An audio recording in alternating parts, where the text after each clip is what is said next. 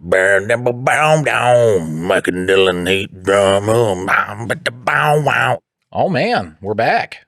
Back again. So, people, the last episode, they actually got that rather late. No, some of them got it on time. A lot of people. Okay, some people got it on time, some people got it late. Spotify got it late. Spotify was being really weird. I was like, look, we mentioned Israel too many times. They got us. Yeah, just don't mention the N-word. And then what's so funny? Not that N-word. The other one. Yeah, I'd be fucked if it was the other N-word. But we're talking about the person who is, what do they call him, president? They call him something stupid. But what's crazy is after that episode, too, I got little... talent request. Yeah, an agency wanted to sign me, and they were from Tel Aviv. And I was like, no, I know how this plays out. You get me to come down, and they're like, yeah, well, let's have a nice dinner on this island. Then I get drugged, and it was like, well, if you don't do what we say, we're going to show you getting a train ran on you by a bunch of rappers. And I'm like, fuck. Send it. Release it. Let everybody see. That's like one of the... well, there's a million funny things in Team America, but he's like, you're just going to get me in that limo and then make me suck your dick. No, this is important. And then he gets in the limo and he's like, no, suck my dick. Well, suck my dick. America. Fuck yeah. Man, it's been so long since I've seen that. So just kind of big news, the things that are going around. Right now we have 3 submissions. One is actually a story about a relative that did some crazy shit. And the other 2, I don't know. I don't know what any of them are because I just read titles. But I know one is a story about a relative that did crazy shit. So right now, I think the biggest thing going on, and not like in the political world, but is the Saudi Arabia fucking comedy show. You always come in here with these current happenings, and I have no clue about what you're talking about. So Saudi Arabia is having this big comedy show, like Bill Burr's going, Tom Segura, a lot of big name celebrities or big name comedians, and a bunch of people are talking shit because, you know, Saudi Arabia had a big role in 9/11 and stuff like that. And the guy who's running it is like a big fuck America type dude. So there were a couple comedians that said no to him. The biggest one, of course, being Shane Gillis. And he was the first one to say no. So, top-notch dude. Just a top-notch dude. Tom Segura, I know he said yes faster than anybody else could fucking. And Bert Kreschner was just on the phone, just like, can I please get on there? Can I please get on there? I got a story about me in Russia. They would love to hear it. You and Russia love each other, so they'd fucking love to hear my story. Have you heard my story about when I was in Russia? That's why I'm sorry. Listen, Tom's, you know, he was good when he was fat. I liked fat Tom. Then he got skinny and it was just like, not the same. Well, he's good in the come up. It was when he got super famous that he became a douche nozzle. I don't know. I guess that's what happens when a comedy... which I really don't even know. Like, I'm just going off of what people have said to me because I don't keep up with any of them. Like, I'll watch their specials, but that's about it. The Joe Rogan-Verse is kind of ass. Like, people will attribute, like, Shane was funny way before and was literally on the cusp of... Joe was just like the set him a notch higher. But the Joe Rogan-Verse is fucking cheeks, man. It's cheeks. And listen, talk shit. Look, I know it's not good to talk shit about other people. I'll get up on stage and I'll show you how it's done. I will. I'll shut y'all the fuck up. I'm just not... I don't want to work for it. I don't want to work to be a stand-up comedian. That shit sucks. I think you might be overstating. Like, it's a totally different platform, and you have to be able to go. That's what I'm saying. Like, it sucks. Like, it's a lot of hard work. Yeah. So, like, you saying that you'll just, like, show somebody up, like, you don't have the years of experience to show somebody up, and you're not going to put it in. Right now, Brendan Schaub, I could. Is he big? Is he famous? He's the guy I showed you. Remember? Yeah, he's a comedian. I didn't know that. He is what people call the worst stand-up of all time.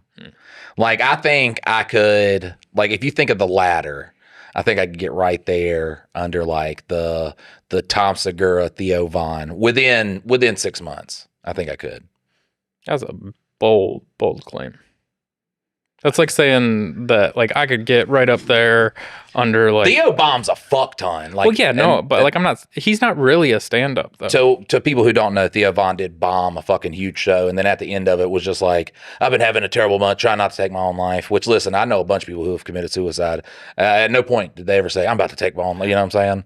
But there's, like, different different types of comedians for different things. Like Bill Burr, yes, he's stand up, but then he's got like, acting and other things going on I didn't for say him. Bill Burr did I at all. No, Oh, okay. but like Fuck. I'm making comparisons. He's then not you in have the Joe-verse. you have Theo Vaughn, who is more of a quippy interview guy that can like say some wild off the wall shit that is like in the moment. It's like, what the fuck did he just say? But he's not really he's But not that's known stand for up right now. That's stand up. Like when you talk about like when you talk about the Nate Bargatze's, Bill Burr, like the top dudes that honestly, there's a lot of people that honestly should be a lot higher than because you got a big thick sandwich of the Rogan-Verse there.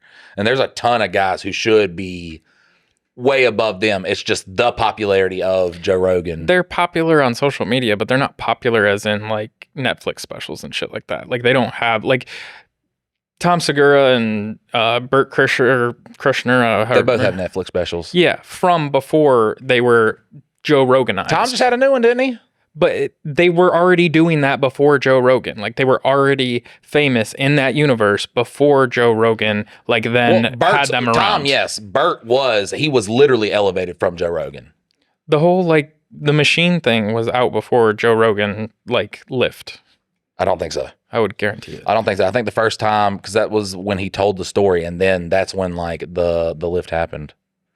I'm pretty sure it was before. But like the whole thing is like there's people that are known for stand up, and then there's people that are just comedians, and then they can get a stand up special because now they are some sort of personality and stuff. But like to say that Theo Vaughn is like, yes, he won like Last Comic Standing, but that's like a short term, like you make a tiny little joke, not a full special. Right. And so like Theo Vaughn, first he was famous on real world road rules, like that type of thing, and that's where he got his start. And then like he's done a multitude of things, and he's famous as a personality, not as like who won Last Comic Standing? Theo Vaughn. Like it was like one of those comic shows. He won one of them like way long time ago. And that's what I'm saying though, is he's not like a Dave Chappelle that's like he is a stand-up comedian. Right. He is just a comedian that has now done stand-up specials I'm and just shit. talking out of my ass, man. I know. I'm just like, it's a bold fucking statement. I'm tired of it, man. I'm tired of it. And they're just pretentious as fuck, especially Tom and Burt. They're little fucking, every clip I see is just goddamn pretentiousness. And it's just like imagine Monica Lewinsky being like, the fucking world knows who I am. Yeah, because you sucked a dick. And that's essentially what you guys did. You went on your friend's podcast, who was fucking the most famous guy in the world. You went on his podcast and by proxy elevated to that status where everybody knows who the fuck you are. I think it's taken a lot away from the work that they put in before the Joe Rogan lift. I don't know. Like I Tom Segura was very popular, like had many stand-up specials before the Joe Rogan, and honestly, I feel like he's less popular in this universe now. Like he's just not as sought after. Like I do give Tom his flowers for being the best of the tight knit Rogan universe. He was hilarious back in the day, but like When I he think was the fat, last and then he fucking broke his arm or something like that, and then he turned gay. Did you watch that? Yeah. Oh, he God. broke his leg and his arm at the same time, and then he turned gay, and I was just like, well, why? It's the drugs, You think so? painkillers. No, probably not. Probably the brain fuel that Joe has him on. He's like, take all these mushrooms and do all this brain stuff, and we're sponsored by Brain Fuel. It'll make you smart. Well, that's the craziest thing is like Joe Rogan is funny in like little parts and things here, but like as like a whole, I would not subject the ones who committed 9/11 to watching like a 10 hours of just a Joe Rogan special. yeah. To say that he's not funny, like that's not true. No, he's a funny comedian. guy. Like I said, I explained, like people will be like, Matt Rife is not a comedian. He is. Millions of people find him funny. Joe Rogan, millions more people find Joe Rogan funny than they find me funny. Millions more people find all of these guys funny. I'm just talking shit. I'm just having fun. But they are comedians. Like they are stand-up comedians. They are successful comedians. I just think it's wild though, because like for the most part, like Joe Rogan, once again, he has made himself into a stand-up comedian, but for the most part, that's not what people know him for. They know him for like Fear Factor and news radio and the different But experiences I think beforehand. didn't he start off as comedian? Well, that's what he was, pursuing. But he got his real like notoriety and everything from acting and like hosting a show. Like that's really when he became something popular. And then ultimately, the podcast is what allowed him to news like radio to fucking Fear Factor to UFC and then podcast. And then podcasting is what has made him like a household name throughout the whole world. I was so happy to watch it. The Joe Rogan special that I watched, and this is like a stand-up special. It was like 10, 15 years ago, something like that. And brother, I turned it on and I was like, am I being fucking punked? Is this like an intro or something like that? And so I was like, something's wrong right now. But once again, Joe's a good guy. Like, as far as I know, okay? You can't say celebrities are good people, especially if you don't know them, because then they could like, something come out. Like I'm pretty sure there's people out there who's like, P. Diddy's a good guy. Bill Cosby, solid dude. So once again, I do want to preface, I do not actually know if he is a good guy or not. He seems like a good person. I think he got, a little bit fucked during the election of having hardcore red pill. Yeah. Just solely focused on hearing one side of the story. I do feel like he's like getting back to his, some regularity now. Yeah. And like, I mean, people would say the opposite of like Bill Burr, but like, he's just so fucking funny. Like, I don't care. Like, and I agree with a lot of what Bill Burr says, but like, he's just so good at making it the absolute funniest. Even when he's talking about a serious topic, he just punches people in the face, and it's so great. Kind of like Dave Chappelle. Dave Chappelle does not like hold back with his views. They're like the polar opposites too of it. So it's pretty good. I mean, they're pretty like center, but like they flash on different sides of the center. Yeah. I didn't realize that Bill Burr was in Breaking Bad until I rewatched it. And I was like, holy shit, there he is. Yeah, he's a bodyguard. He's got to guard the cash. All right, so. And listen, if you feel upset for what I said about, comment, call me fat. Tell me to shut the fuck up. Just comment. No, come up with a better burn than just fat. Best burn wins. What do they win? They don't want a new hat from Labor. Look at the new hat from Labor Llama if you're watching the video. I think it's clean. It's so nice. It's the gold and black, but it's like the high-vis green, which we now have more of those in stock finally. But yeah, it's very, very clean. Can somebody get us Bill Burr on the podcast? I would love for him to just like absolutely rip us a new one while we're trying to podcast with him. I'd have to get sleep, man. I'd take a bunch of Adderall so I could go like not toe to toe. That's not gonna happen, but at least like be in the ballpark. Up. Yeah. I ain't gonna shut down and cry like Theo Von did. Theo Von, man, he started off so wholesome, and then like the more I'm like, this is a fucking front. And just after that, after the bad performance, and then he's like, I'm gonna take my own life. And look, if he takes his own life, everybody's wrong sometimes, but I don't feel it. I feel like he got a lot of sympathy. He ran into, he started having people on his podcast, ran into a real fucking comedian like Bill Burr. Shuts down during the podcast. And then, when he has this bad performance, it's just, you got a lot of shit of, him treating fans just wrong, just being kind of like coming off like a dick. What did you think? The only one that I saw, and I watched it after you had mentioned it on another episode, was the balloon guy. But like, I don't think he was in the wrong for the balloon guy situation. So the balloon guy says, because he has a side of the story too, he says he walks up, I forgot what he said to him.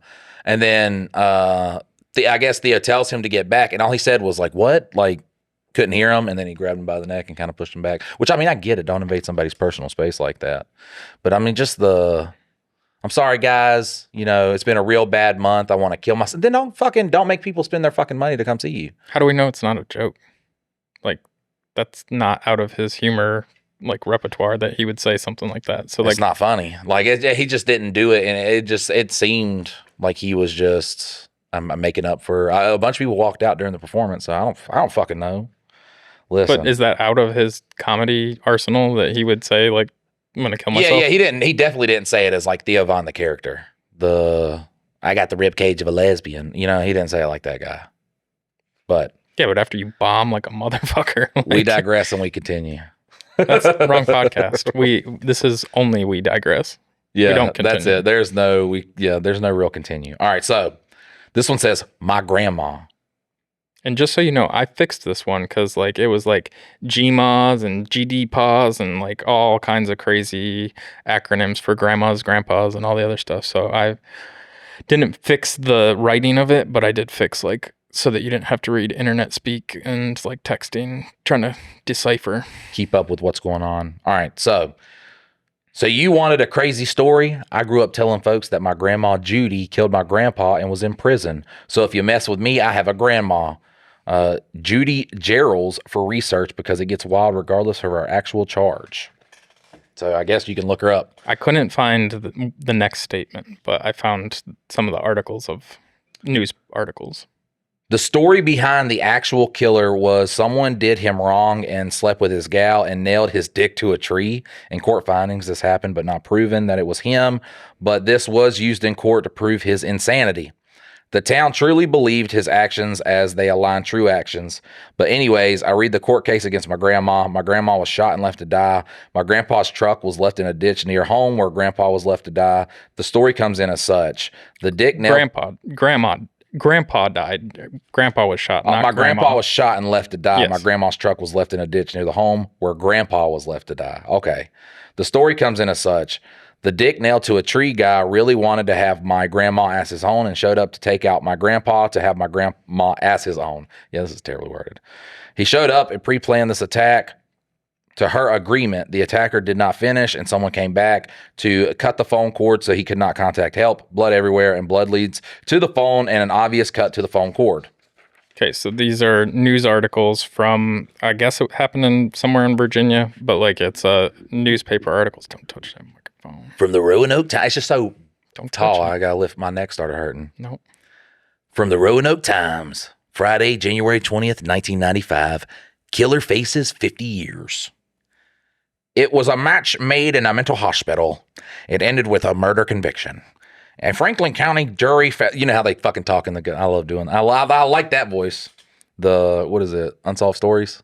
Bro, that shit used to fucking freak me out when I was a kid. Unsolved Mysteries? Unsolved Mysteries, yeah. There you go. That and America's Most Wanted. And it's like, this guy, it's not if he'll kill again. It is when he'll kill again. The town that I grew up in was in one of those episodes. They found this guy that killed his wife and daughter, or wife pregnant with daughter, something like that. And they found him in my town. I'm John Walsh. You know what happened to John Walsh, right? No. You don't know why he did it? His kid was kidnapped and...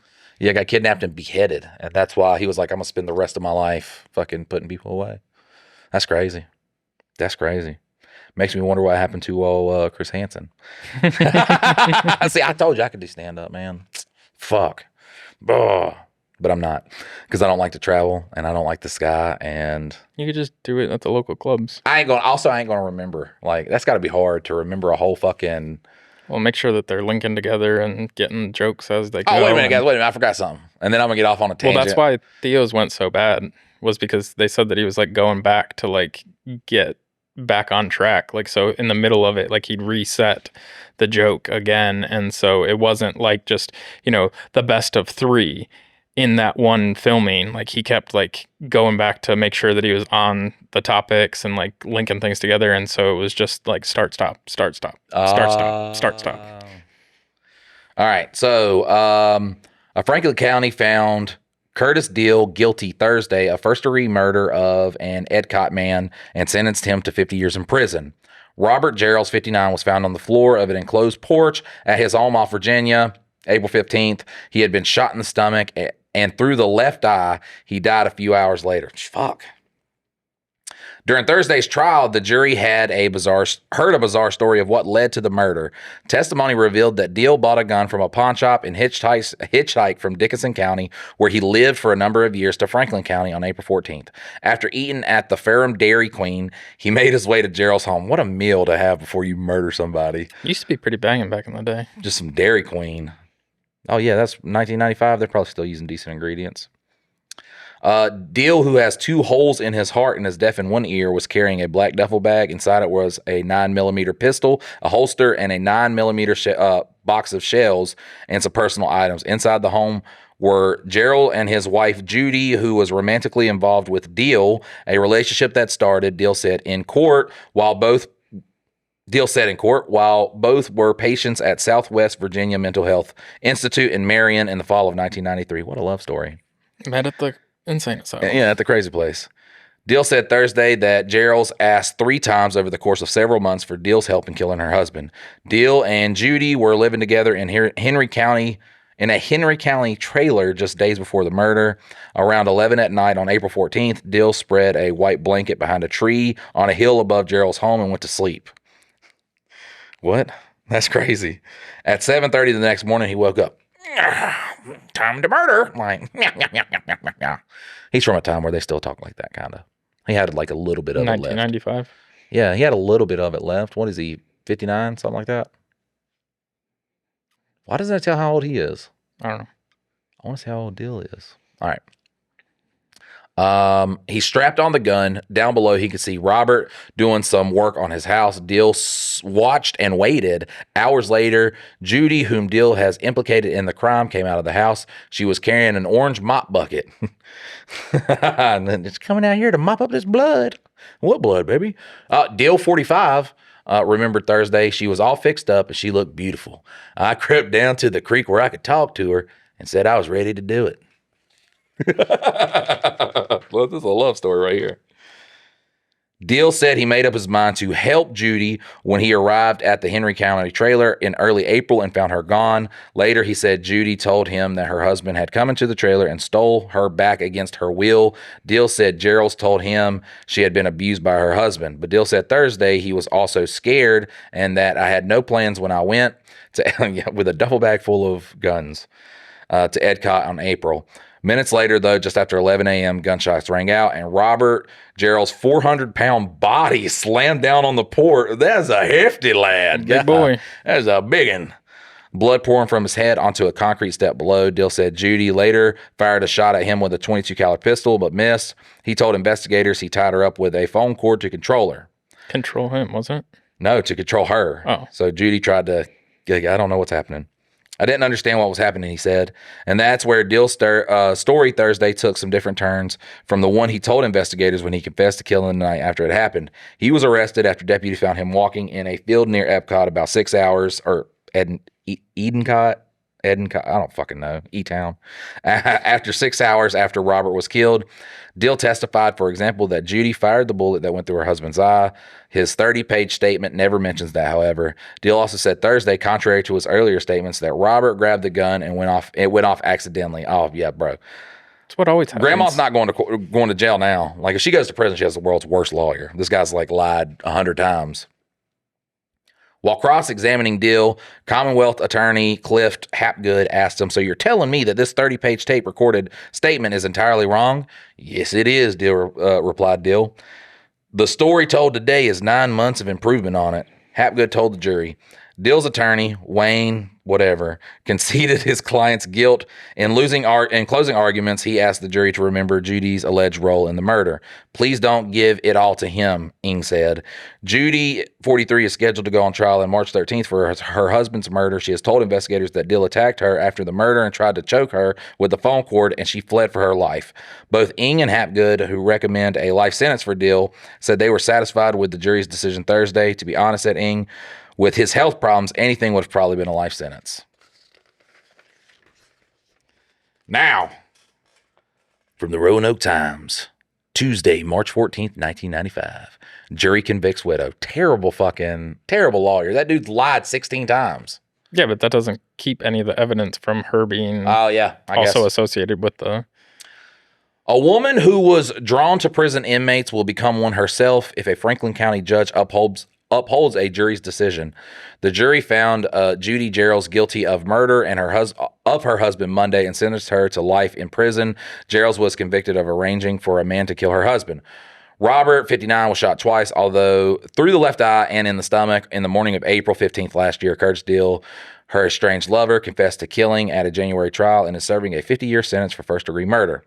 The case was bizarre from the start. DL45 testified during the trial that he and Judy met in a mental hospital. Monday's trial was more of the same. The most compelling moments were provided by a convicted felon who testified against Gerald. Way Moore, an inmate at Keene Mountain Correctional Center near Grundy, said Judy visited him in prison frequently during 1992 and 1993. Moore said he and Gerald devised a scheme to kill her husband, but he never carried out the plot because he was denied parole in September 1993.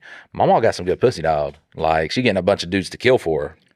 Bro, if you go fishing in a koi pond of prisoners, you don't have to have Maybe she anything. got the A1 pussy. She goes to the prison to pick up dudes. Okay, I just want to tell this guy, that? I'm reading his story, his mama got some wop. It probably back in the day, but going to prison. That shit got suction on it. It's kind of like when you're at work. The, 8 at work is really like a 4 outside of work. I'm just saying. Judy 44 sent Moore love letters and a framed certificate proclaiming him Lover of the Year. Moore also gave prosecutors revealing photos that Gerald had sent him inside a card that read, "Caught in the act." Moore said he decided to notify authorities about his relationship with Gerald because she was running around telling everybody that it was my idea after the murder. He was trying to get some time off. The courtroom steered most after Moore's answer to a cross-examination question. Gerald's attorney, Mary Harkins, asked several prosecution witnesses, all of whom said they overheard Gerald's discussing a plot to kill her husband, if they actually thought she was serious. When she asked Moore, he said, "I knew she was serious." Harkins asked, "Why didn't you contact the police?" Ain't no snitch. So Ain't no snitching me. I was trying to get that pussy. Yeah, I was trying to get that wet. Moore replied, "Because I was going to do it." Ooh. Just, what was that, conspiracy to commit felony right there? Just fucking, all right, we're taking that on you. Another inmate, Glennie McBride, who was serving time at Augustus Correctional Center in Craigsville, testified that at the beginning of 1988, Gerald asked him 3 times to kill her husband. McBride, who was married to Judy's daughter, said he once showed up at Gerald's Endicott home to kill Robert, but didn't carry it out because a neighbor appeared. Harkins argued that Judy is an unstable person who likes to live on the wild side, but who had no reason to kill her husband because he let her get away with her lifestyle. But a possible motive was offered in the testimony of Rocky Mountain attorney Tim Allen. Oh man, Buzz Lightyear's having sex with her too. God.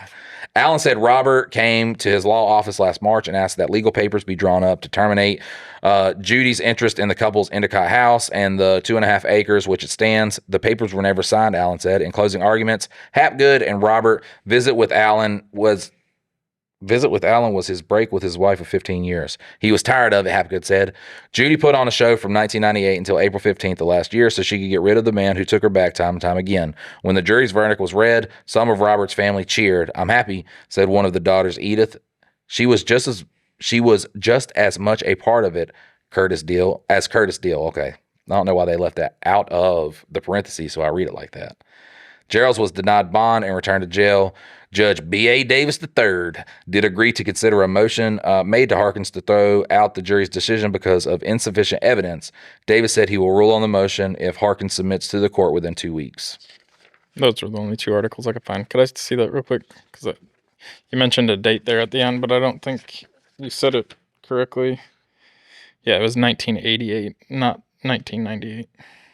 When it says Judy Gerald's put on the show from 1988 until April 15th. I don't give a fuck what the date says. They should get it's such small print too. Dylan have my back on, or I just can't read. Look, I feel like you really rushed through that one though. You should take your time. Well, no, because the first one you get the story. The second one's just like, here's the same story again. So that's why I started rushing through that one. No, when you read that. Both the articles, you were just running. You're like, do you think so? Yeah, just slow down, calm down. Mike just got done recording a bunch of content, so he's and editing on the fucking potato I got. So took fucking forever, and now I'm burnt out. But yeah, if you guys are into the old school Felonious Falafel style stuff, Mike is back posting on YouTube. Felonious Falafel, look it up. Also, good time to shout out today's sponsor. It's Labor Llama, like always. You can check out the new hat that I have on. Fucking fresh. Did we already do that?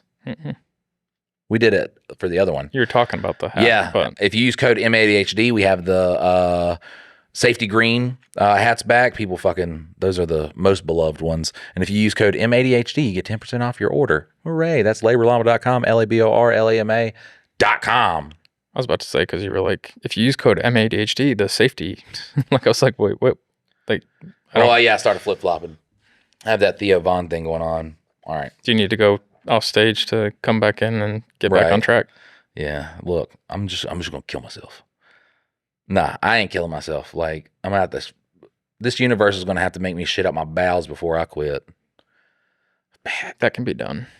I don't know. Especially if you keep messing with the people in Tel Aviv.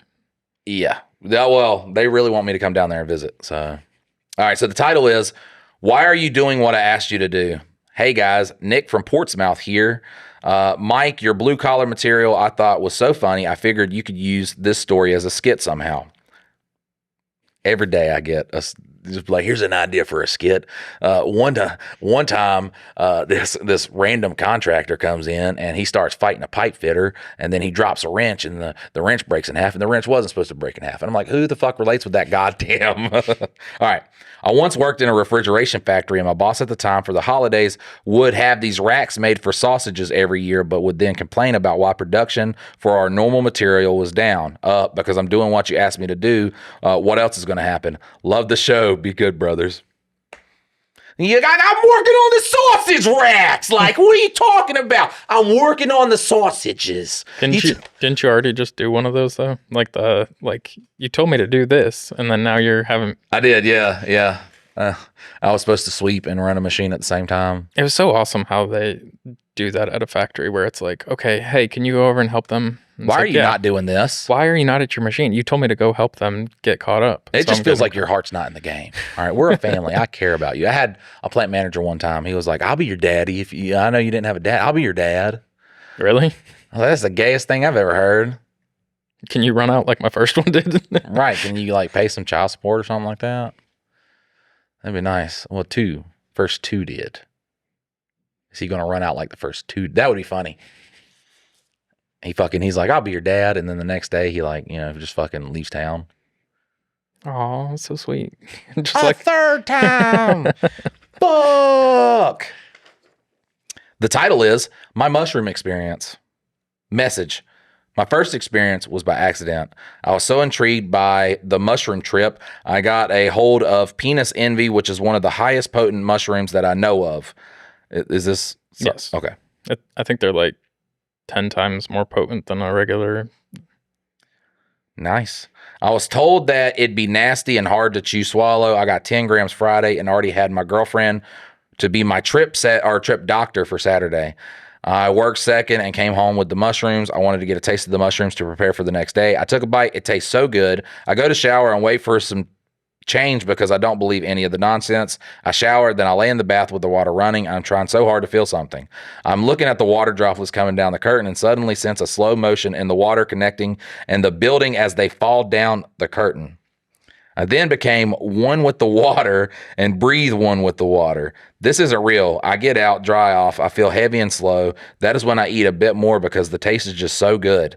Not to go too far, but I end up in the bathroom for years in the darkness. I've lost my job. I've lost my life. I've honestly been closed into the bathroom in darkness. That all makes sense. It does, yeah. I'm talking about what? It felt like a lifetime. My girlfriend finally opens the door and realizes what's going on. A relief blasted across me and brought me back in time. It's unreal. The moment the lights came on was the moment reality really came back. I'm tripping. You was sitting. No, you was sitting. No, I was tripping. This whole fucking thing doesn't make sense. No, He's the probably whole thing still makes high. Sense. He's still high on mushrooms. I read it and everything makes sense. Did it really? Yeah. Oh, okay. Because you do drugs. Druggy. So I'm tripping. No, you were sitting. Yeah. He says, I'm tripping. And then his trip sitter, I guess he said trip doctor. I don't know why. But, so when you trip, you have a trip setter, like somebody that will sit around. That's why I use that term. I know. And so, yeah, she said you were sitting. And then he says, no, you was sitting because she was supposed to be the trip sitter. And then she says, nah, I was tripping. And so she's just fucking with the dude. Oh. And she knows that he's like way the fuck on out there. And so she's just giving him a hard time. Like, so he says, whoa, I'm tripping. And she's like, no, you're sitting, because he's sitting on the bathroom floor. Right. And then he's like, no, you was sitting, because she's supposed to be the trip sitter. And then she says, nah, I was tripping. It made sense. What's my back say? Dude, what's my back say? Sweet. I mean, it is fun to fuck with people, but it also is not very nice to fuck with people while they're tripping. Oh, it's so fun to fuck with people while they're tripping. But it's not nice. My stepdad's brother, he did it, and I just sit there and stare at him like this. Like that, and I just lock onto him too while he's doing it. And he's just like start like moving like this, but he wouldn't tell me to stop doing it. He's just like fucking like weirded out by it. But he would do so much. He was the type of guy that would like buy a whole bunch of weed and then make it into a little bit of hash. I was like, you could just smoke that weed. Yeah, like, it would have lasted you a while. I didn't realize that she knew where I was mentally and was just messing with me from that point forward. Certain parts of the house were cold/evil. I transformed my voice into other folks numerous times. She later told me that I spoke Spanish and sounded exactly like Bert Kreischer, especially his laugh. Well, that's synchronicity. That it all comes back to Bert. It's all tied to him. It's Bert's fault. You want to hear the story about when I was in Russia?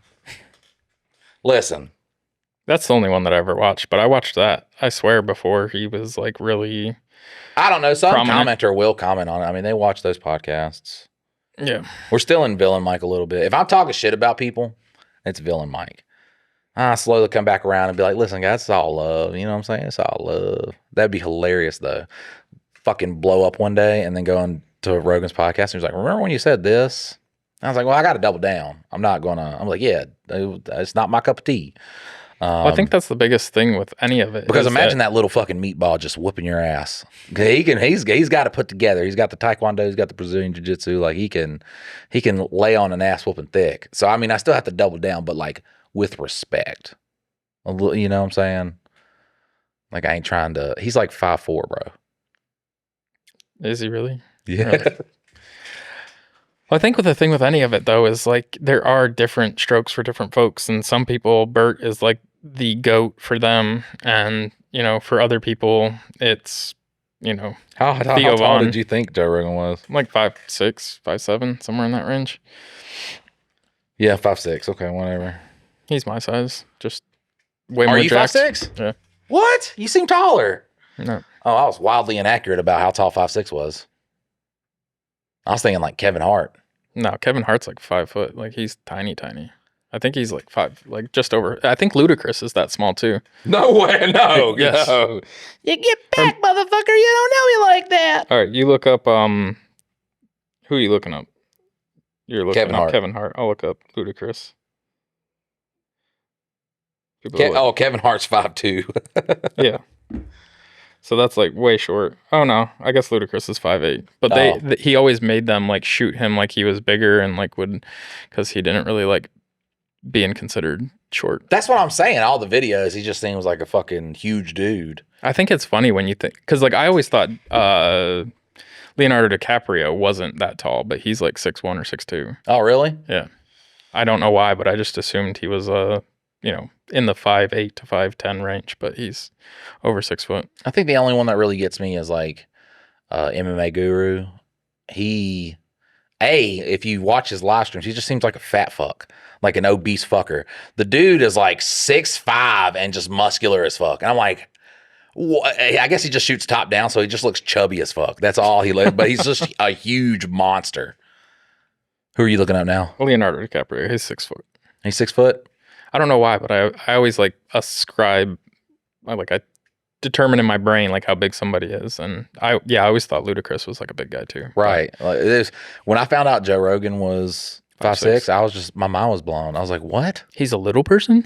Like, yeah, that right there is a midget. We are talking about a midget right here. You mean a little person, sir? I am not talking about a little person right now. I'm talking about a certified, a bona fide midget. Being alive back in the day had to just be fucking great.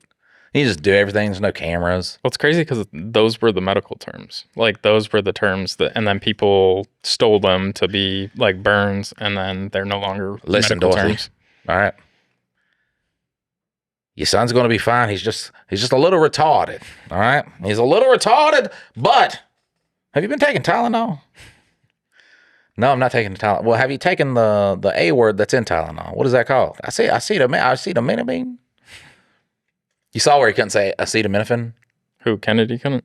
No, Donald Trump. Oh. Yeah, couldn't say it. I mean, I wouldn't expect him to be able to. Never really expected much. That's so fucking weird. Because listen, if they're gonna say that, they're gonna blame it all on there just so they can be like, we cured autism, like just so he can say that. And then I'm gonna sue Tylenol. Well, it's kind of like back in the day when we were in the Iraq War and Bush he went on that aircraft carrier and was like, mission accomplished. And then 20 years later, we're still there. Like, yeah, mission accomplished, not at all. To this day, he paints portraits of soldiers who died because he feels guilty. I still feel like the people in charge aren't in charge. So, like, as much as I still think, I definitely know George Bush was not in charge. HW was probably, had a big factor in that. He's like, this is how I'm going to continue my presidency. Even though he only did one term, he could have ran again. Well, and it's more so the cabinet and people supporting around Bush Sr. And then they put in all those same people. He just liked to party and do coke, man. Yeah, he just wanted to have a good time. They just went up to him one day and they was like, hey, we want you to do something for us. Be the governor of Texas. What do you want? Yeah. I'll do anything. He was like, we want you to be president of the United States. God damn. I used to be able to do how does George Bush talk? How does Bill Clinton? I don't remember how any of these guys talk. It's like, you can't tell where the calf fat ends and the ankle fat begins. God damn, Hillary. Like, Hillary's got a fat old ass. So does that 13-year-old right there. Look, he's a terrible person. He was. That's what I'm saying, man. People can't just like look at the broad spectrum and just be like, there's terrible people on both sides. I used to do Ross Perot do you know why they can't do that? Because they're smooth-brained monkeys. Smooth-brained I think smooth-brained monkey and mush-brained pandas is my new thing. I said one of those in the last one. It was mush-brain pandas. I was just like, man, that was good. I got to remember what I said. I know it was like smooth.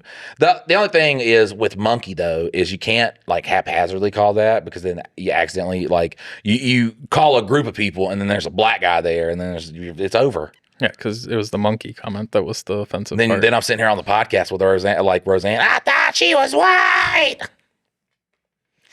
God, listen, my thing is if you a celebrity, shut the fuck up, bro. Like, you don't live the same struggle we live. See, I'm complete antithesis of that. I think people shouldn't take it for any value, but that's what I'm saying. But that's a personal thing on my part to not take it. But like, they still get to fucking say whatever they want, and you can then be like, they're a fucking celebrity, so I don't care what they say. That's essentially what I'm not saying. You don't get, you lose all your rights. You just told them to shut the fuck up. Yeah, just shut the fuck up, though. Like Leonardo DiCaprio, every time he wins an award, it's just like global warming. Well, how about we make the fucking globe a place people want to live on, and then we can worry about that. Yeah, and that's your take on it. But like, he is completely in his lane to have his take on it too. My thing is like, we need to win an award the same time Leonardo DiCaprio does, because I'm gonna go up and be like, let's not have 17 and 18-year-olds on your boat while we're boating. That's the thing I'm fighting for now. Yeah. Listen, it does not. I just can't believe that it does not stop at 18.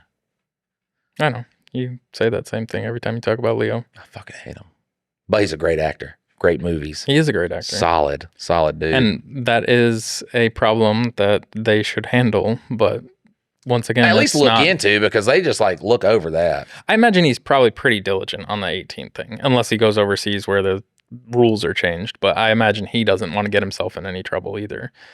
He probably visited the island and stuff like that too. But where are all those people getting arrested? There was no island. Oh yeah, the island didn't exist. It didn't exist. God, it was all made up. There were no plane records. There was no photographs of people together. None of that existed. All AI.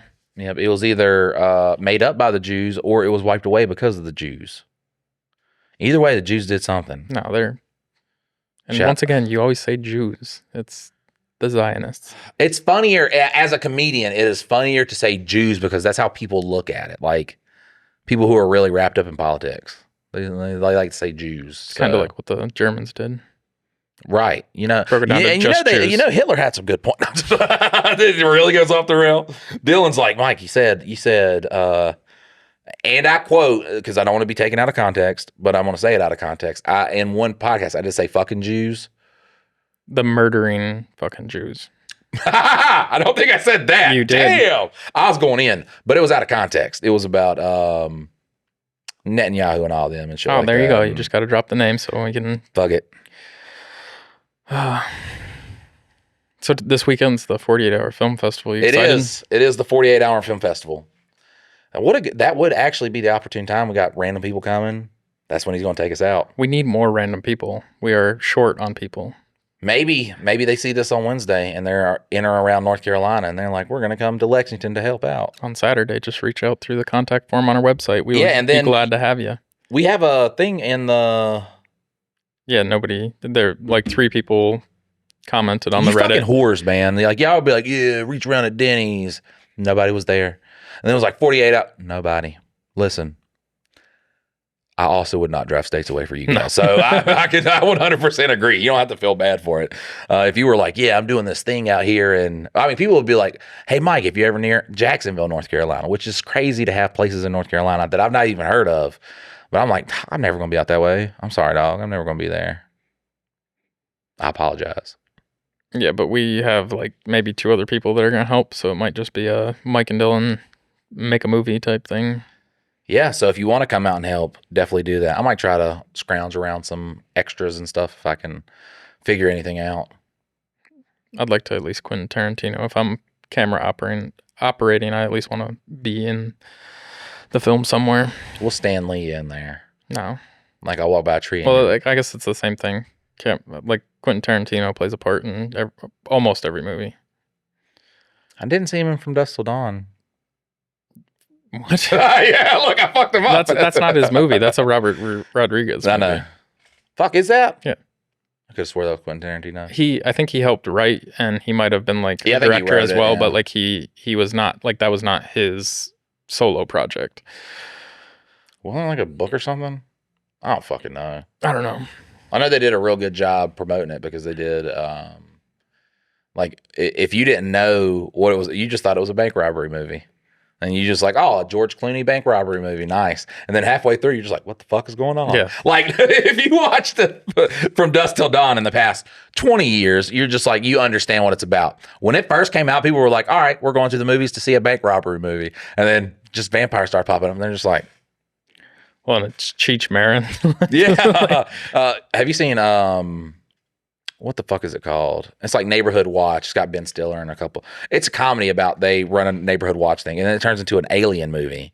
And even that had me just like perplexed. I was like, wow, what's happening? So I could not imagine being like, okay, George Clooney and all these serious kind of movies. You know what I'm saying? This is going to be a very, you know, you got very Quentin Tarantino. Salma Hayek. No, it is after Pulp Fiction. What year did Pulp Fiction come out?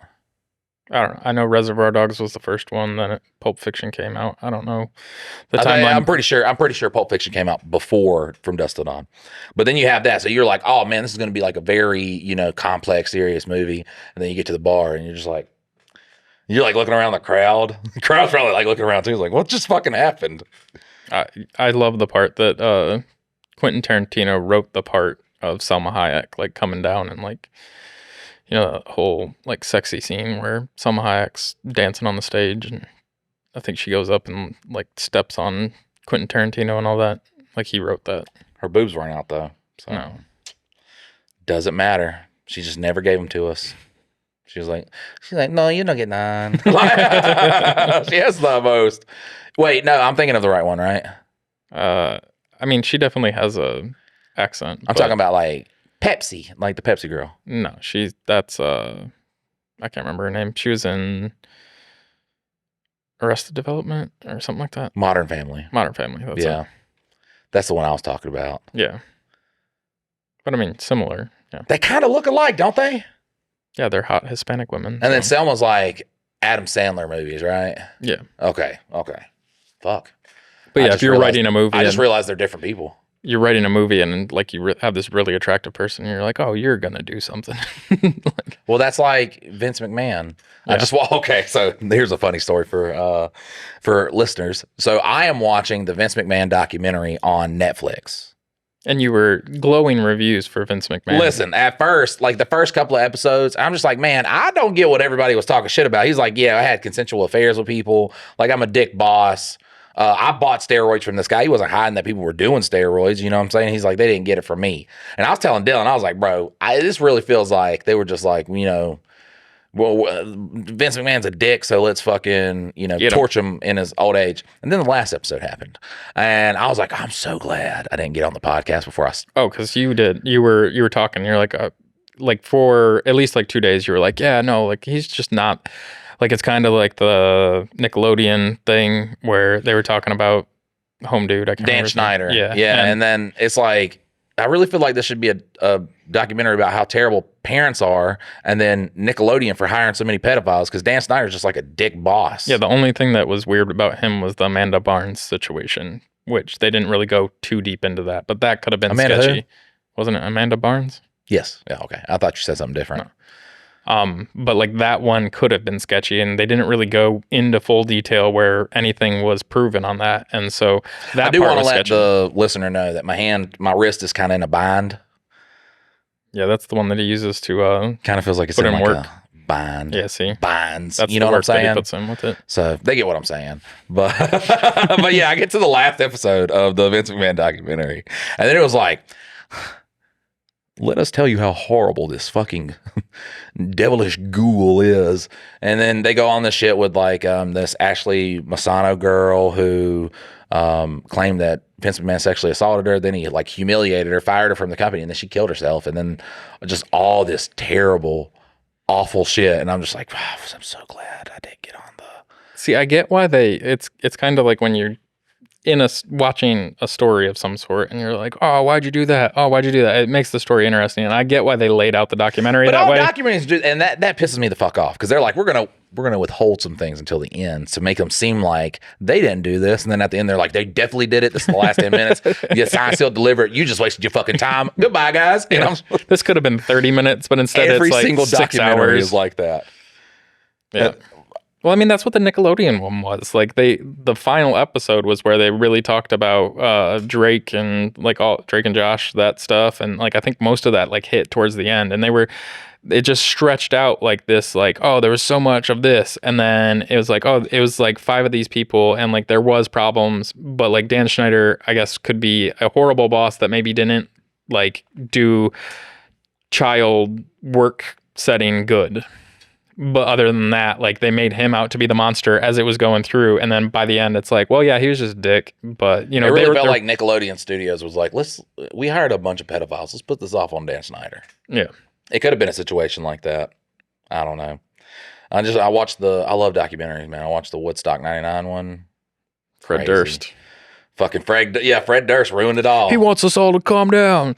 Well, you know what? I think we should fucking break some shit.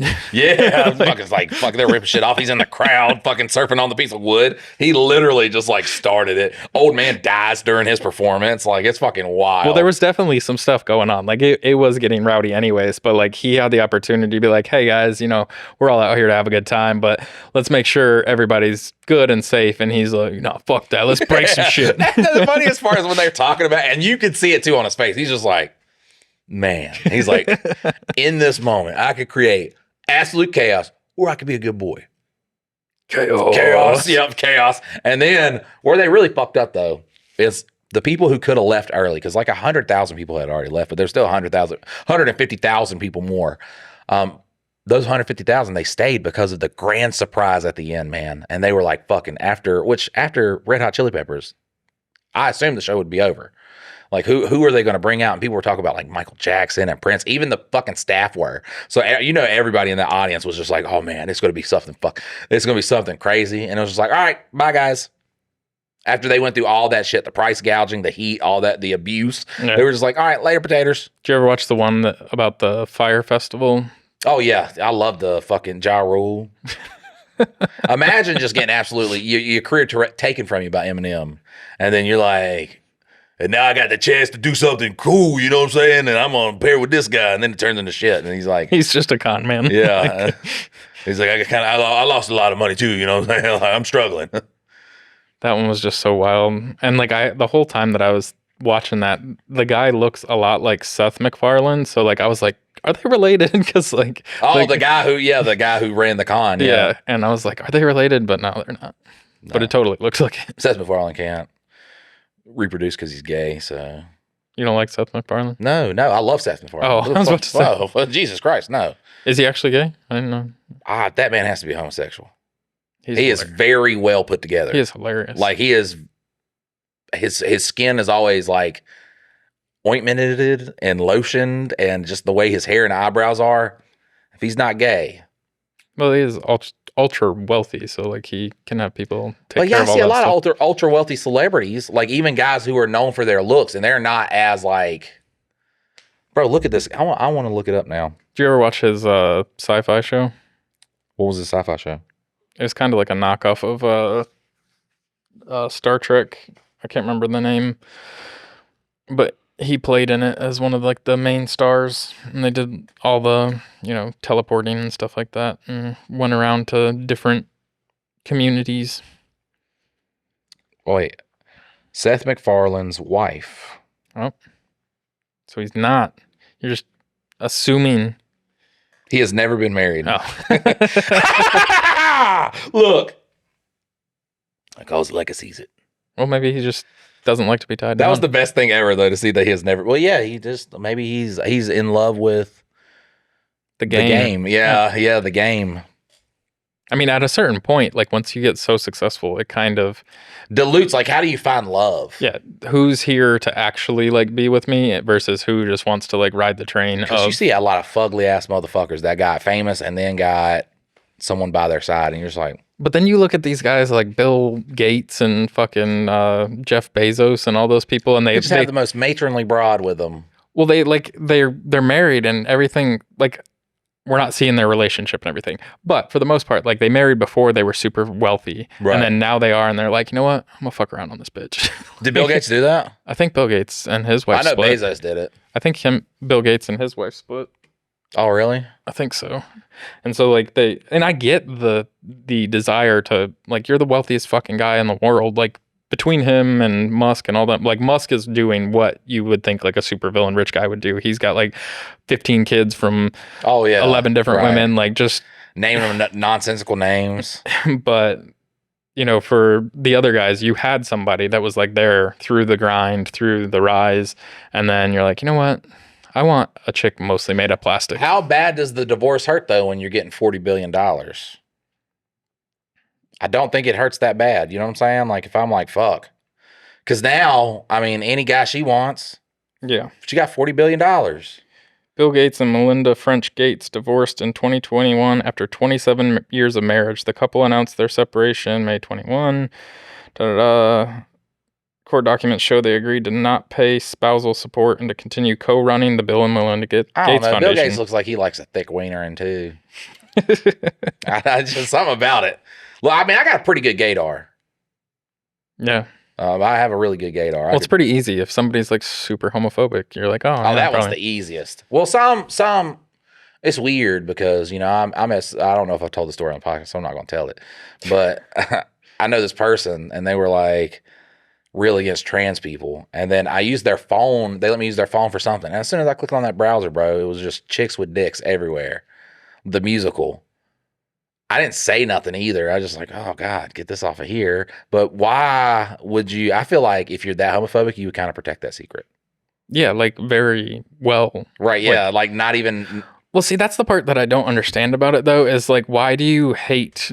Like, you don't have to hate something to make it seem like you're not that. Like, that's the part that I don't get. But like some of the most homophobic guys I've ever met, I'm like, dude, it just always happens. Just go suck a dick and just give it a live try. Your life, buddy. Yeah. I have no problems with it. Like, I can hang out with gay people, and I don't feel like I'm gonna catch gay by being around Literally, them. In the Bible, if you get saved, that's it. Like, there is no take backsies from salvation. Impossible. It does not happen. It doesn't matter what you do after salvation. Sans blaspheming the Holy Spirit, you get into heaven. Well, a lot of people don't believe that, but it's in the Bible. Yeah, but if you're living against godly tenets, then which that's the crazy thing is it's so picky choosy whether, we follow the Old Testament or the New Testament, because like technically once Jesus came, the old stuff's just supposed to be gone, and now Jesus is the way. Right. And so like they pick and choose because most of that stuff happens in the Old Testament, but they don't follow a lot of the other things, like no shellfish, no eating pig, like all Wearing those mixed fabrics, like all those things that they also should be following. They're just like, no, not those, just the gay stuff. Like, I love it when a woman starts getting real religious with me. I'm like, you're not allowed. You're not allowed. You were here to be subservient to man. So subserve, bitch. Subserve, bitch. That's what we should have, something like that at the end. Subserve, bitch. All right, guys. Well, this is going to wrap up today's episode. What if I still wanted to talk? Did you want to talk? No. I felt like it was running out of steam. I was so tired. I was bored with your conversation. I just want to go like crawl into bed and sleep for like 18 hours. Yeah, I'll spend the next 3 getting this up on the internet. Okay, yeah, it's still a lot of fucking content. It was rough. But listen, guys, if you would like for us to give you advice or, read something about one of your wacky ass family members, or maybe something happened to you in your childhood, you just want us to know, you could submit a story to mikeanddylan.com, MikeandDylan.com. Am I forgetting anything?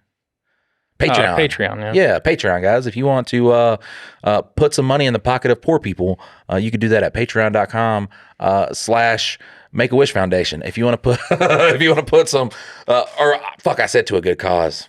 We are poor people. If you want to put money in the pockets of poor people, I ruined the joke. Mike and Dylan on Patreon. And then also you can, if you want to see the bonus episodes, you can see it on YouTube or look. It's been a long month, Spotify. guys. I've honestly wanted to take my fucking life. I'll see you next time. Later.